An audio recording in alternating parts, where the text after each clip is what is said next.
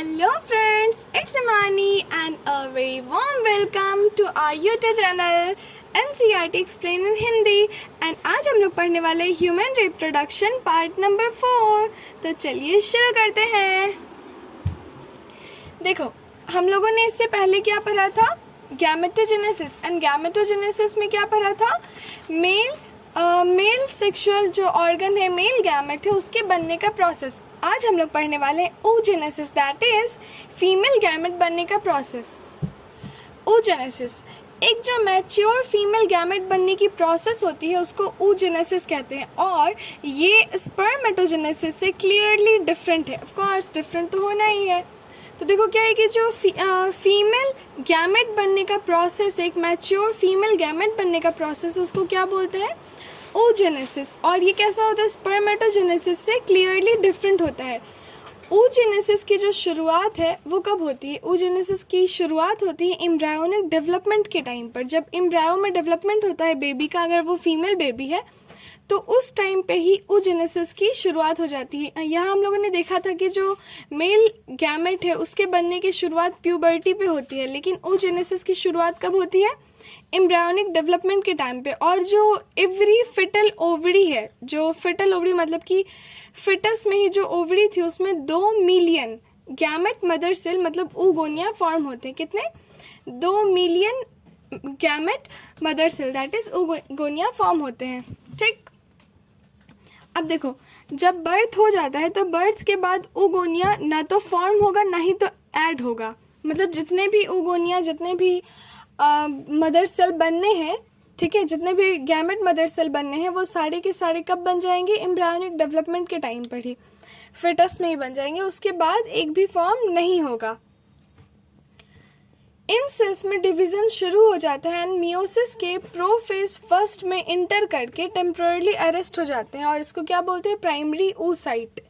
ये जो सेल्स उसमें डिवीजन शुरू होगा बर्थ के बाद, और मियोसिस फर्स्ट के प्रोफेज फर्स्ट में इंटर करके टेम्पोरली वो अरेस्ट हो जाता है, मतलब स्टॉप हो जाता है टेम्पोरली, नॉट फॉर परमानेंट। और इसको क्या बोलते हैं, प्राइमरी oocyte। जो प्राइमरी oocyte है, प्रत्येक प्राइमरी oocyte वो ग्रैन्युलोजा सेल्स के एक लेयर के थ्रू कवर्ड अप रहता है, घिरा हुआ होता है।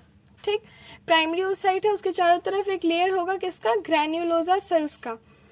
और ग्रैन्युलोजा सेल्स एंड प्राइमरी oocyte मिला के इसको पूरी तरह से क्या कहते हैं, प्राइमरी फॉलिकल्स। ठीक, प्राइमरी फॉलिकल्स। ये जो प्राइमरी फॉलिकल्स है उसका एक बड़ा अमाउंट बर्थ से प्यूबर्टी तक खत्म हो जाता है। ये जो प्राइमरी फॉलिकल्स है, क्या है प्राइमरी फॉलिकल्स, प्राइमरी oocyte के ऊपर एक लेयर कवर्ड होता है ग्रैन्युलोजा सेल का, और ये सबको मिला के क्या बोलते हैं, प्राइमरी फॉलिकल।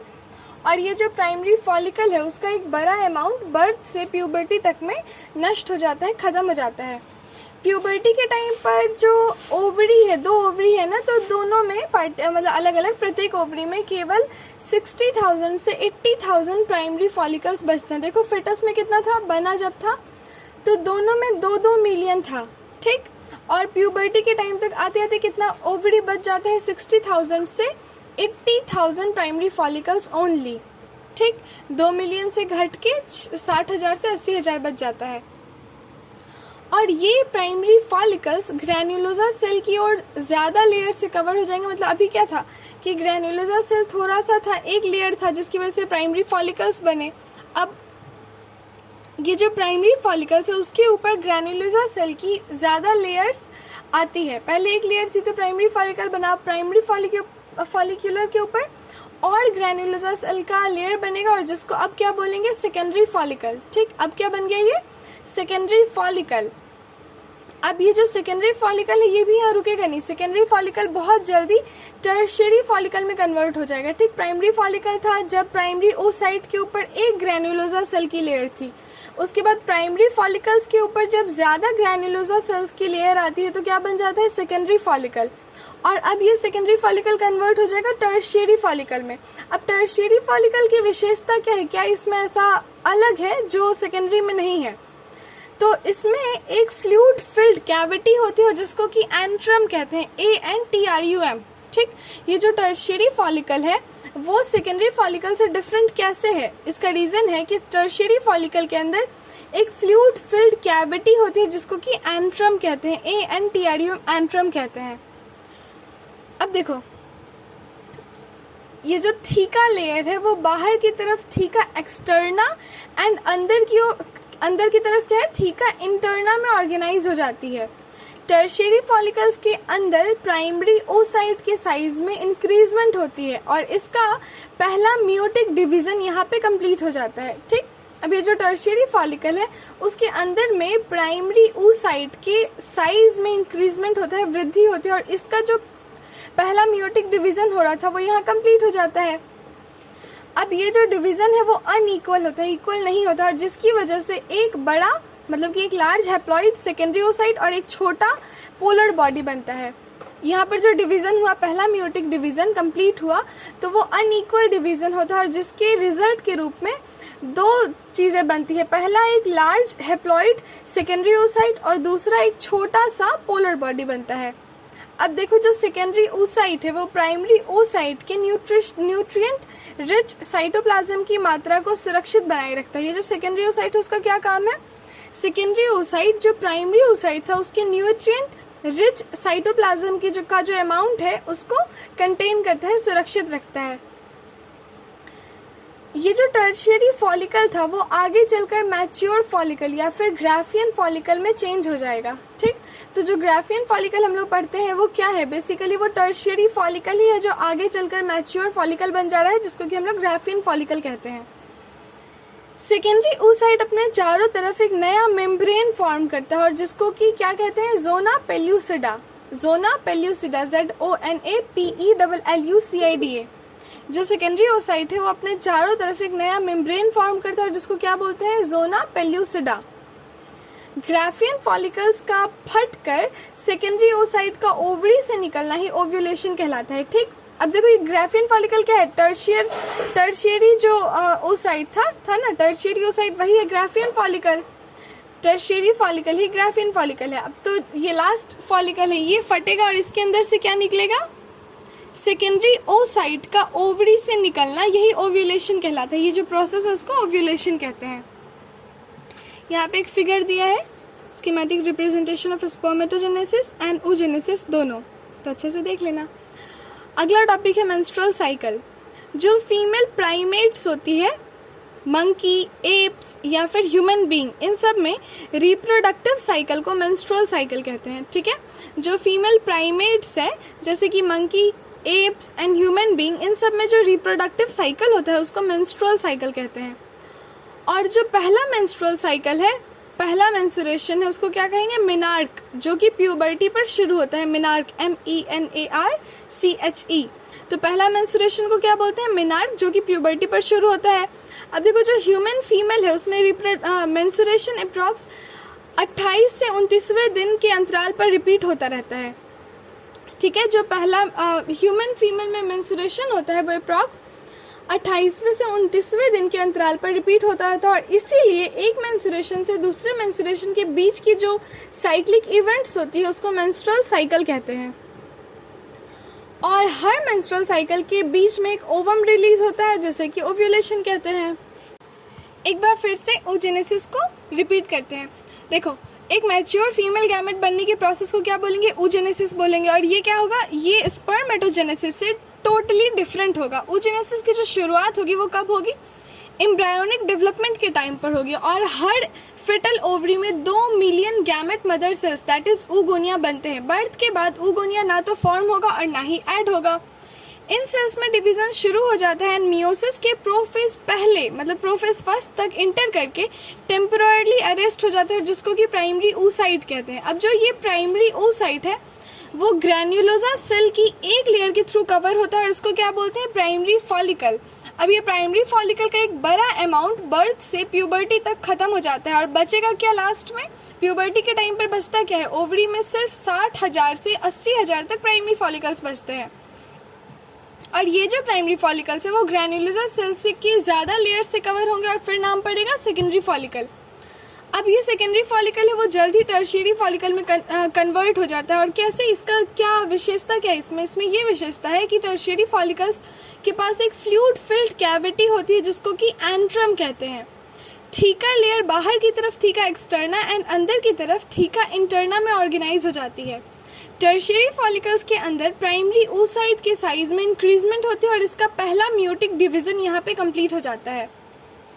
ये जो पहला म्यूटिक डिवीजन हुआ ये अनइक्वल था और जिसकी वजह से एक लार्ज हेप्लॉइड सेकेंडरी oocyte और एक छोटा सा पोलर बॉडी बनता है। सेकेंडरी oocyte प्राइमरी oocyte के न्यूट्रिएंट रिच साइटोप्लाज्म की अमाउंट को सुरक्षित बनाए रखते हैं और टर्शियरी फॉलिकल्स आगे चलकर मैच्योर फॉलिकल या फिर ग्राफियन फॉलिकल्स में चेंज हो जाता है। सेकेंडरी oocyte अपने चारों तरफ एक नए मेम्ब्रेन बनाता है जिसको कि जोना पेल्यूसिडा कहते हैं। ग्राफियन फॉलिकल का फटकर सेकेंडरी oocyte को ओवरी से निकलना ही ओव्यूलेशन कहलाता है। अब है मेंस्ट्रुअल साइकिल, इसको भी छेती से पढ़ लेते हैं। Female primates, monkey, apes and human being में रिप्रोडक्टिव साइकिल को क्या बोलते हैं? Menstrual cycle. एंड जो पहला मेंस्ट्रुएशन होता है उसको मेनार्क कहते हैं जो कि प्यूबर्टी पर शुरू होता है। ह्यूमन फीमेल में मेंस्ट्रुएशन अप्रॉक्स 28वें से 29वें दिन के अंतराल पर रिपीट होता है और इसीलिए एक मेंस्ट्रुएशन से दूसरे मेंस्ट्रुएशन के बीच की साइक्लिक इवेंट्स को मेंस्ट्रुअल साइकिल कहते हैं। और प्रत्येक मेंस्ट्रुअल साइकिल के बीच में मतलब कि जब जैसे 28 दिन का है तो बीच वाले टाइम पे 10-11वें दिन के करीब एक ओवम रिलीज होता है और जिसको कि ओव्यूलेशन कहते हैं। अब देखो अगला टॉपिक है फेजेस ऑफ मेंस्ट्रुअल साइकिल। तो कौन कौन से फेज है? Menstrual phase, follicular phase and ovulatory phase and luteal phase. तो पहला है मेंस्ट्रुअल फेज।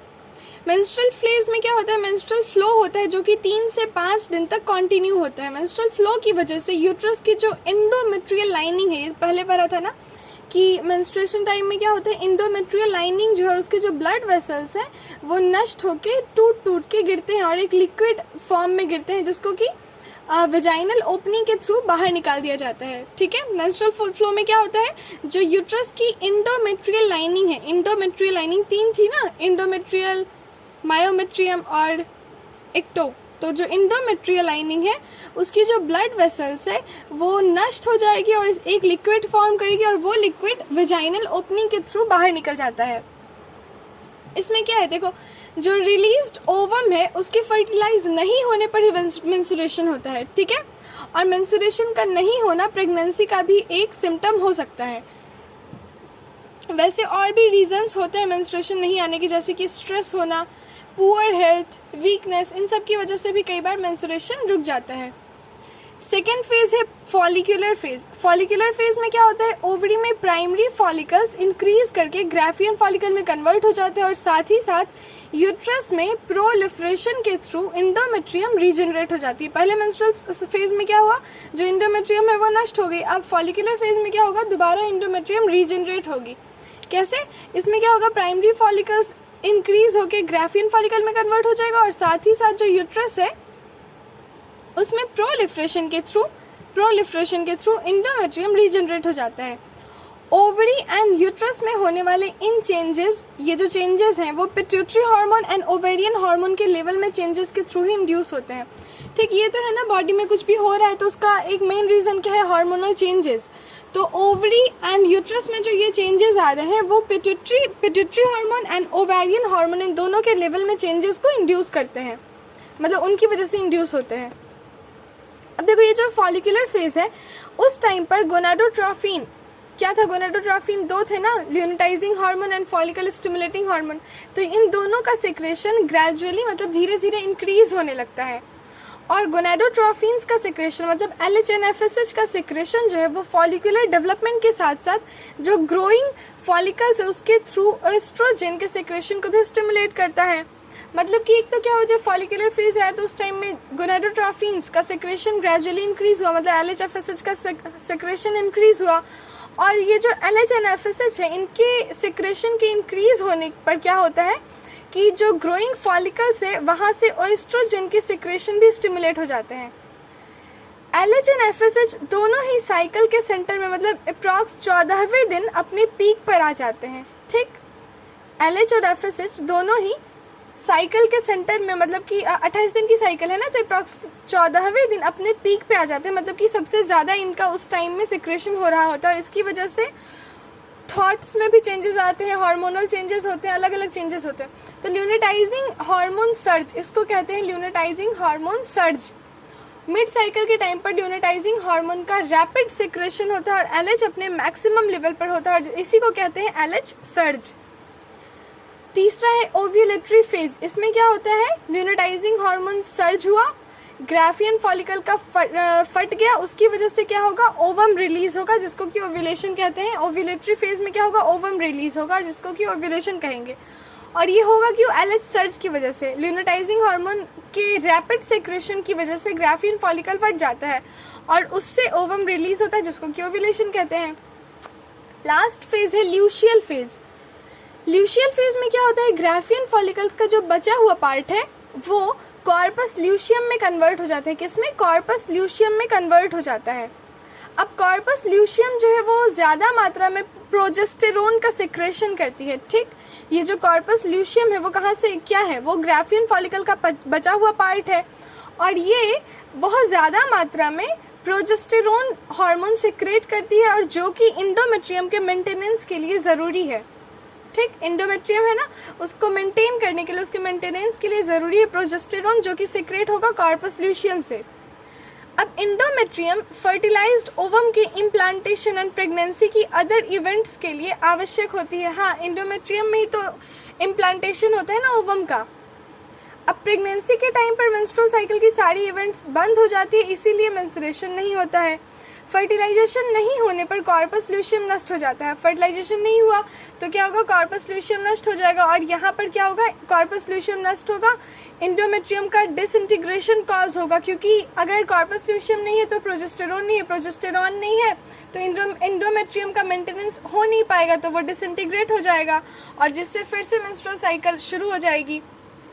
फीमेल्स में अप्रॉक्स 50 साल की एज में मेंस्ट्रुएशन बंद हो जाती है, जिसे कि मेनोपॉज कहते हैं। शुरू होने को मेनार्क कहा गया था और बंद होने को menopause. Cyclic menstruation normal reproductive phase का एक इंडिकेटर होती है। मेनार्क से लेकर मेनोपॉज तक का जो टोटल टाइम है उसको रिप्रोडक्टिव फेज कहते हैं। अब देखो, मेंस्ट्रुअल हाइजीन, मेंस्ट्रुएशन के टाइम पर सफाई रखना बहुत जरूरी है। नियमित रूप से स्नान करना, साफ रहना, सैनिटरी नैपकिन या फिर जो घर में बने पैड्स से उनका यूज करना। नैपकिन को हर 4 से 5 घंटे पर या फिर आवश्यकता के अकॉर्डिंग चेंज करना और जो यूज्ड नैपकिन है उसको पेपर में लपेट कर डिस्पोज करना। अब ये जो यूज नैपकिन है उसको टॉयलेट के या फिर ड्रेन पाइप या फिर ओपन एरिया में नहीं फेंकना चाहिए। नैपकिन का यूज करने के बाद सोप से हाथ को धो ले। चलो छीटी छीटी फिर से देखते हैं मेंस्ट्रुअल साइकिल। जो female primates like monkey, apes and human being, उसमें रिप्रोडक्टिव साइकिल को क्या बोलते हैं, मेंस्ट्रुअल साइकिल। जो पहला मेंस्ट्रुएशन है उसको मेनार्क कहते हैं, जो कि प्यूबर्टी पर शुरू होता है। ह्यूमन फीमेल्स में मेंस्ट्रुएशन 28वें से 29वें दिन के अंतराल पर रिपीट होता है और इसीलिए एक मेंस्ट्रुएशन से दूसरे मेंस्ट्रुएशन के बीच का जो साइक्लिक इवेंट है उसको क्या बोलते हैं, मेंस्ट्रुअल साइकिल। हर मेंस्ट्रुअल साइकिल के बीच में एक ओवम रिलीज होता है जिसको कि ओव्यूलेशन कहते हैं। Phases of menstrual cycle, menstrual phase, इसमें 3 से 5 दिन तक फ्लो होगा। मेंस्ट्रुअल फ्लो के कारण यूट्रस की जो इंडोमेट्रियल लाइनिंग है उसकी ब्लड वेसल्स नष्ट हो जाएगी और जिससे एक लिक्विड फॉर्म होगा और वेजाइनल ओपनिंग के थ्रू बाहर निकल जाएगा। जो रिलीज्ड ओवम है उसका फर्टिलाइज नहीं होने पर मेंस्ट्रुएशन आता है, मतलब होता है। मेंस्ट्रुएशन का नहीं होना प्रेगनेंसी का भी सिम्टम है, लेकिन ऐसा नहीं है कि मेंस्ट्रुएशन नहीं होना सिर्फ प्रेगनेंसी है, और भी अदर रीजंस है जैसे कि stress, poor health, weakness etcetera. Follicular phases में क्या होगा, ओवरी में प्राइमरी फॉलिकल्स इंक्रीज करके ग्राफियन फॉलिकल में कन्वर्ट हो जाएगी और साथ में क्या होगा, यूट्रस में प्रोलिफरेशन के थ्रू इंडोमेट्रियम रीजनरेट हो जाता है। ओवरी एंड यूट्रस में होने वाले ये जो चेंजेस है वो pituitary and hormonal ovarian hormone के लेवल में चेंजेस के थ्रू इंड्यूस होते हैं। फॉलिकुलर फेज के टाइम पर गोनाडोट्रोफिन, एलएच एंड एफएसएच, मतलब follicular systematic hormone and luteinizing hormone, ये दोनों का सेक्रेशन ग्रेजुअली इंक्रीज होता है। एंड गोनाडोट्रोफिन का सेक्रेशन फॉलिकुलर डेवलपमेंट के साथ साथ ग्रोइंग फॉलिकल्स के थ्रू एस्ट्रोजन के सेक्रेशन को भी स्टिमुलेट करता है। अब luteinizing hormone and follicle stimulating hormone, ये दोनों साइकिल के बीच में अप्रॉक्स 14वें दिन, 28 का हाफ कितना होगा, 14वां दिन, तो उस टाइम पर अपने पीक पे हो जाता है और इसको क्या बोलते हैं, ल्यूनाटाइजिंग हार्मोन सर्ज, एलएच सर्ज। ये कब होगा, मिड साइकिल के टाइम पर होगा। ल्यूनाटाइजिंग हार्मोन का रैपिड सेक्रेशन होता है और इसकी वजह से मैक्सिमम लेवल पर होगा और इसको ही एलएच सर्ज कहते हैं। ओव्यूलेटरी फेज क्या है, जब एलएच सर्ज होता है उस टाइम में ग्राफियन फॉलिकल फट जाएगा और उसकी वजह से ओवम रिलीज होगा और इसको कहेंगे ओव्यूलेशन, और ये फेज है ओव्यूलेटरी फेज। लास्ट है ल्यूशियल फेज। इसमें क्या होता है, ग्राफियन फॉलिकल्स का जो बचा हुआ पार्ट है वो कॉर्पस ल्यूशियम में कन्वर्ट हो जाता है। कॉर्पस ल्यूशियम ज़्यादा मात्रा में प्रोजेस्टेरोन को सिक्रेट करता है जो कि इंडोमेट्रियम के मेंटेनेंस के लिए ज़रूरी है। अब ये जो इंडोमेट्रियम है वो फर्टिलाइज्ड ओवम के इम्प्लांटेशन एंड प्रेगनेंसी की जो अदर इवेंट्स से घटनाएं हैं उसके लिए आवश्यक होती है। प्रेगनेंसी के टाइम पर मेंस्ट्रुअल साइकिल की सारी इवेंट्स बंद कर दी जाती है और इसीलिए मेंस्ट्रुएशन नहीं होता है। फर्टिलाइजेशन नहीं होने पर कॉर्पस ल्यूशियम खत्म हो जाती है और ये इंडोमेट्रियम का डिसइंटीग्रेशन कॉज करती है, जिससे फिर से मेंस्ट्रुएशन की न्यू साइकिल शुरू हो जाती है। फीमेल में लगभग 50 वर्ष की एज में मेंस्ट्रुएशन बंद हो जाती है, जिसे कि मेनोपॉज कहते हैं। Cyclic menstruation normal reproductive phase का एक इंडिकेटर होता है। मेनार्क से लेकर मेनोपॉज तक का जो टाइम है उसको रिप्रोडक्टिव फेज कहते हैं। मेंस्ट्रुअल हाइजीन, इसमें क्या है, सफाई रखना बहुत ज़रूरी है, ढंग से स्नान करनी चाहिए, साफ़ होना चाहिए, फिर पैड्स का यूज़ करना चाहिए, 4-5 घंटे पे पैड्स चेंज करने चाहिए, जो यूज्ड नैपकिन है उसको पेपर में लपेट कर डिस्पोज करना चाहिए, फिर टॉयलेट के ड्रेन पाइप में या फिर ओपन एरिया में नहीं फेंकना चाहिए, इससे इन्फेक्शन का खतरा होता है। फिर नैपकिन का यूज़ करने के बाद साबुन से हाथ धो ले ताकि इन्फेक्शन ना हो। अब यहाँ देख लो, डायग्रामेटिक रिप्रेजेंटेशन है various event during menstrual cycle, अच्छे से समझ आ जाएगा। All the very very best and thank you for listening. Bye.